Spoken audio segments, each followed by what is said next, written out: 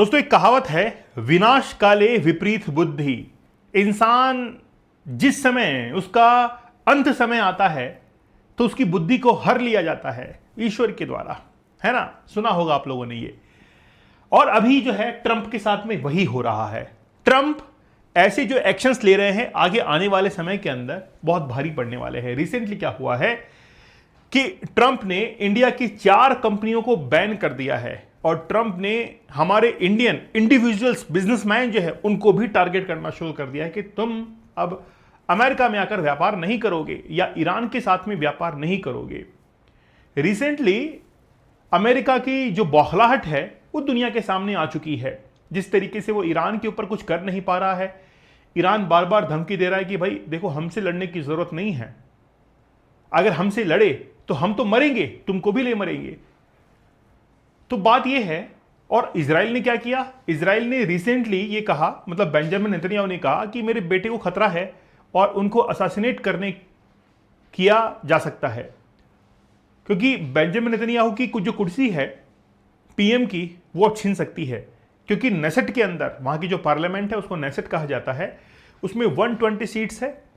अगर पीएम पद वापस से लेना है तो 61 सीट्स लेनी पड़ेगी, 50% + 1। ये सीटें जो है वो बेंजामिन के पास में आनी चाहिए। हो सकता है कि प्लॉट किया गया हो पूरा प्लान, पता नहीं क्या है, हम उसमें इंटरेस्ट भी नहीं रखते हैं। हम इंटरेस्ट रखते हैं कि जियो पॉलिटिक्स में क्या चल रहा है।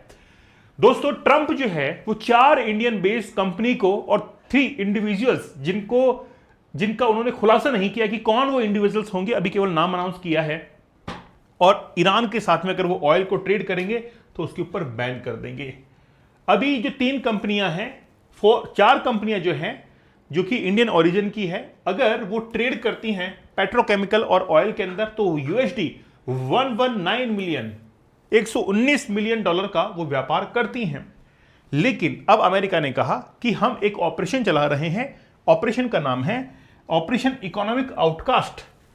ये जो ऑपरेशन है ये अमेरिका का ट्रेजरी डिपार्टमेंट चला रहा है और उसका टारगेट ये है कि जो कोई भी कंपनी या इंडिविजुअल्स, देखिए यहां पर जो है वो लिखा हुआ भी है कि 3 इंडियन इंडिविजुअल्स है ना, नेशनल्स जो हैं उनको भी टारगेट किया जा रहा है।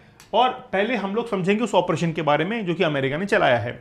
दोस्तों 50 डेज का हार्ड चैलेंज या हमारा 100 डेज का या 75 डेज का हार्ड चैलेंज बहुत जबरदस्त रहा है और बहुत सक्सेसफुल रहा है, क्योंकि 75 दिनों तक, 100 डेज तक, 50 डेज तक किसी भी एडिक्शन को छोड़ना बहुत मुश्किल होता है। ये केवल विल पावर वाले लोग ही कर सकते हैं, हर किसी की बस की बात नहीं है, क्योंकि 3-4 दिन, सप्ताह भर तो आप निकाल देते हैं, उसके बाद में फिर आपको जो अर्ज आती है उसको कंट्रोल आप नहीं कर पाते हैं। दोस्तों हम लोग ये सोच रहे हैं कि एक पावर टेक्निक लाई जाए, जो हमने अब तक जितनी भी टेक्निक्स आपको बताई हैं सबको इंक्लूड करके एक पावर टेक्निक का सेशन लाया जाए, जो कि लगभग 10 के आसपास सेशंस हो सकते हैं। बहुत जबरदस्त होंगे, बहुत पावरफुल वो होने वाले हैं। दोस्तों इस ऑपरेशन के बारे में बात करते हैं। Operation economic outcast is a significant economic pressure campaign initiated by the US against the Iran.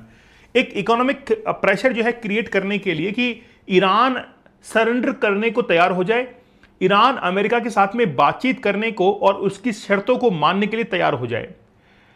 आप मानेंगे नहीं, पूरे विश्व के अंदर 85% कंट्रीज ऐसी हैं जहां पर US डॉलर चलता है। उन कंट्रीज के अंदर पूरे विश्व के अंदर जो व्यापार होता है उसका 65% जो व्यापार होता है वो डॉलर्स के अंदर ही होता है। और पूरे विश्व के अंदर अमेरिकन डॉलर्स की डिमांड सबसे ज्यादा है, इसीलिए आज अमेरिकन इकोनॉमी इतनी ज्यादा ग्रो करती है। लेकिन अमेरिका ने बहुत सोची समझी साजिशों के तहत डॉलर को इंप्लीमेंट किया है। कैसे किया है, इसका एक लाइव एग्जांपल है सऊदी अरेबिया। सऊदी अरेबिया को कहा कि आप तेल के व्यापारी हैं, जब भी कोई व्यापार करें, ट्रेड करें, तो दूसरे देश को यह कहना कि हम तुमसे डॉलर के अंदर ही पेमेंट लेंगे, तभी हम तुमको तेल देंगे, है ना, तभी हम तुमको ये ऑयल जो है वो देंगे। अब दूसरा देश क्या करेगा, ऑयल डॉलर्स कहां से लेके आएगा। अब डॉलर्स देखिए क्या करेगा, वो अमेरिका के साथ में वो ट्रेड करेगा, व्यापार करेगा। जब भारतीय सामान जाएगा अमेरिका के अंदर तो इंडिया कहेगा कि हमको डॉलर्स के अंदर ही पेमेंट चाहिए। अब जब वो व्यापार, मान लीजिए कोई वस्तु 100 रुपए की थी, 100 रुपीज की थी, तो इंडिया उसको 100 रुपीज में नहीं बेच पाएगा, क्योंकि अमेरिकन शर्तों को मानना पड़ेगा, क्योंकि हमको डॉलर्स की जरूरत है। वो डॉलर हमारे पास में आएगा और उसी डॉलर से हम लोग सऊदी अरब से ऑयल एंड पेट्रोल खरीदेंगे। और ऐसा करते हुए अमेरिका ने कई देशों के साथ में ये एक्सपेरिमेंट कर डाले और मैक्सिमम अपनी डॉलर को पूरे विश्व के अंदर फैला दिया, जिससे कि अमेरिका जब चाहे तब पूरे विश्व की कमर को तोड़ सकता है। वो कल को कह दे कि डॉलर्स जो है अब नहीं है, या उनका ये कह सकते हैं कि उनको स्टॉक कर दे, मार्केट में रिलीज ही ना करे, डिमांड हाई प्रोड्यूस कर दे, ताकि जो दूसरे देश हैं वो ट्रेड करने के लिए अमेरिका से संपर्क बनाना शुरू कर दें। ठीक है, तो एक्चुअली में ये जो ऑपरेशन था, इससे ईरान के ऊपर एक इकोनॉमिक प्रेशर क्रिएट करने के लिए कहा गया, जो कि 24 अगस्त 2026 को रिसेंटली अनाउंस किया गया। The initiative aim to severe Iran financial connections, जो भी ईरान के फाइनेंशियल कनेक्शंस हैं पर्टिकुलरली ऑयल से रिलेटेड, उसको खत्म करना, और इसके साथ में ही टारगेट करना है डिजिटल एसेट्स को, टेक्नोलॉजी को, गोल्ड को, एविएशन सेक्टर, शिपिंग सेक्टर, इन सब को टारगेट करते हुए ईरान को आइसोलेट, इकोनॉमिक आइसोलेट कर देना है। इसी ऑपरेशन के तहत भारत की 4 कंपनियों को बैन कर दिया गया। इससे पहले भी घटना घटी है, जब हम लोग रशिया से ऑयल को इंपोर्ट इंडिया के अंदर कर रहे थे, है ना। अब एक्चुअली में क्या हुआ, आप देखिए ना, रशिया और यूक्रेन का तो वॉर था, ठीक है, और रशिया ने क्या किया था कि यूरोपियन कंट्रीज के ऊपर, मतलब यूरोपियन कंट्रीज ने रशिया के ऊपर सैंक्शंस लगा दिया था। यूरोपियन कंट्रीज ने रशिया के ऊपर सैंक्शंस लगा दिया था, जबकि रशिया उनको गैस सप्लाई किया करता था, गैस हुआ, ऑयल हुआ, सप्लाई किया करता था।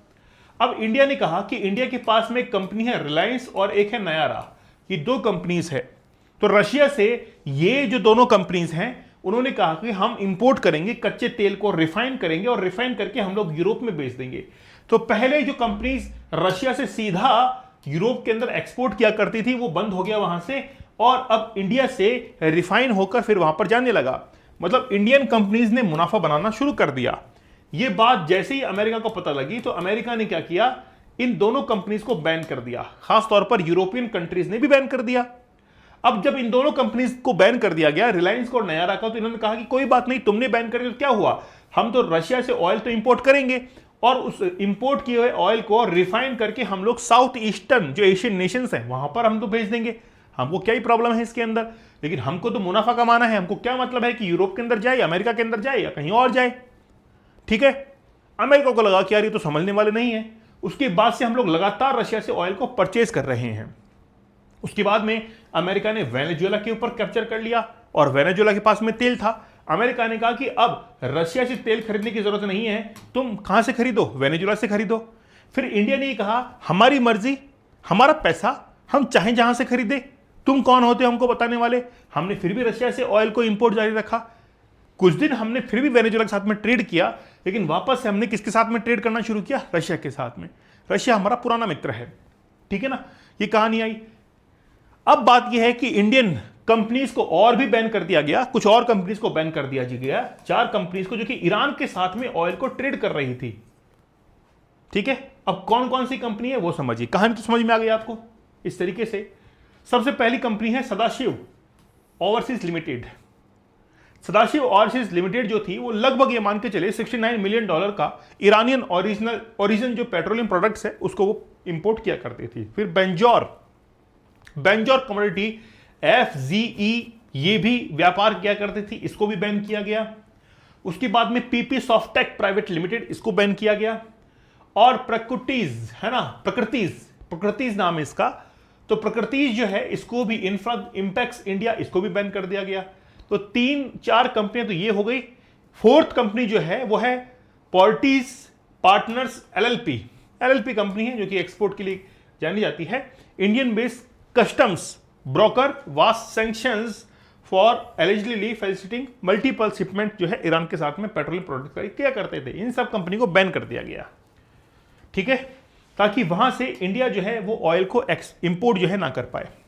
अब जब इंडिया इंपोर्ट नहीं कर पाएगा, तो यूएस किसको टारगेट कर रहा है, यूएस इंडिया को भी प्रेशर में डालना चाहता है कि यार जब हमारी कंपनी को बैन कर दिया गया और ईरान से जो तेल आ रहा था अब इंडिया के अंदर नहीं आएगा, तो इंडिया के ऊपर भी एक इकोनॉमिक प्रेशर जो है वो क्रिएट होना शुरू हो जाएगा। कुल मिलाकर बात यह है कि इंडिया, जो कि अब एशियन नेशंस के अंदर एक ग्लोबल लीडर की तरह आ रहा है, और वो अमेरिका की बात नहीं मान रहा है, ना इंडिया मान रहा है, ना चाइना मान रहा है। तो अब खलबली क्या है, एशियन जो नेशन है वो पूरा का पूरा विरोध करने पर आ गए हैं अमेरिका के।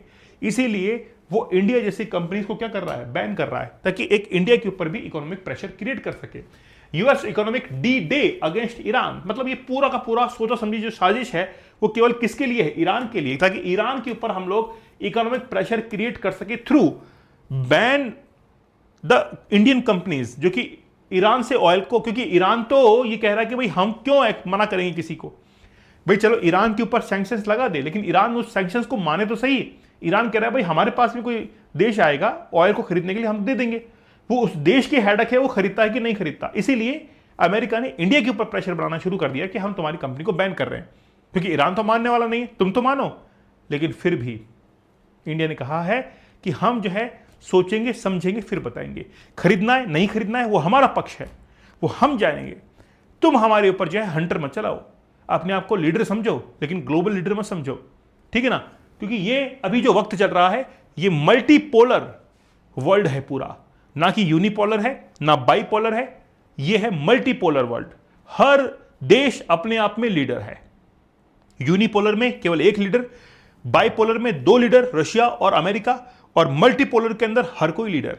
चाइना कहता है कि मैं ताकतवर हूं, इंडिया कहता है मैं ताकतवर हूं, अमेरिका कहेगा मैं हूं। इस तरीके से मल्टीपोलर जो है वो शक्तियों का डिवाइडेशन हो जाता है।